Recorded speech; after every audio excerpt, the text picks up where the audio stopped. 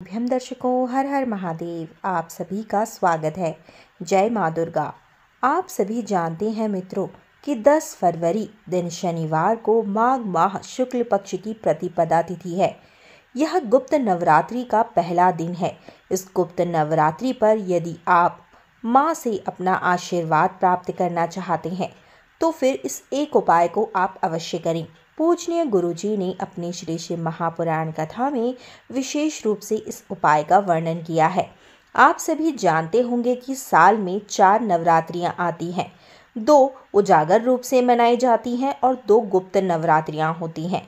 यह गुप्त नवरात्रियों पर कुछ लोग तंत्र मंत्र और क्रियाएं भी करते हैं। 9 सिद्धियों को जागृत कर अपनी कामनाओं को पूर्ण करते हैं।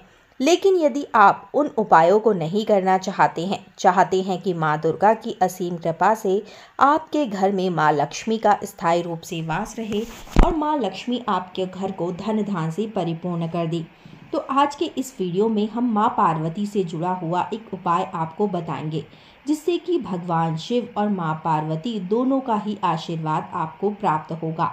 लेकिन उससे पहले यदि आप हमारी चैनल पर नए हैं मित्रों, पहली बार मेरी आवाज़ को सुन रहे हैं, आज अचानक पहली बार हमारी चैनल पर आए हैं, तो चैनल को तुरंत ही सब्सक्राइब कर लीजिए। बेल आइकन को प्रेस करके ऑल पर क्लिक कर दीजिए, जिससे कि हमारा जब भी कोई नया वीडियो आएगा तो उसका नोटिफिकेशन आपको सबसे पहले प्राप्त होगा। क्या करना है, खासकर स्त्रियों को, माताओं बहनों को यह उपाय कर लेना है, जिससे कि अखंड सौभाग्य की प्राप्ति भी होगी। साथ ही माँ लक्ष्मी, माँ पार्वती की कृपा से घर में सुख शांति हमेशा बनी रहेगी। घर में धन की बरकत होगी, पति की दीर्घायु होगी और घर में धन की आवक बढ़ेगी। आज के समय में हर किसी को धन की आवश्यकता होती है।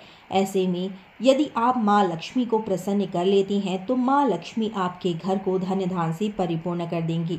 माँ दुर्गा स्वयं आपके घर माँ लक्ष्मी स्वरूप चलकर आएंगी। कहा जाता है कि इन दिनों में गुप्त नवरात्रि में काल रात्रि यानी कि 9 देवियाँ स्वयं धरती पर आती हैं और आपकी कामनाओं को पूर्ण करती हैं। गुप्त नवरात्रि का भी उसी प्रकार से महत्व होता है जिस प्रकार से बाकी नवरात्रियों का होता है।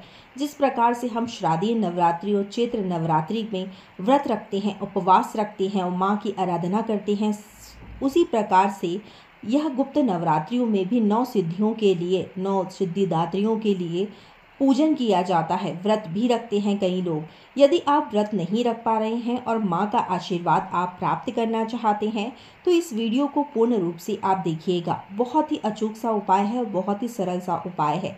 क्या करना है, आपको किसी भी शिव मंदिर में चले जाना है जहाँ पर कि माँ गौरी विराजमान हो भगवान शिव के साथ में।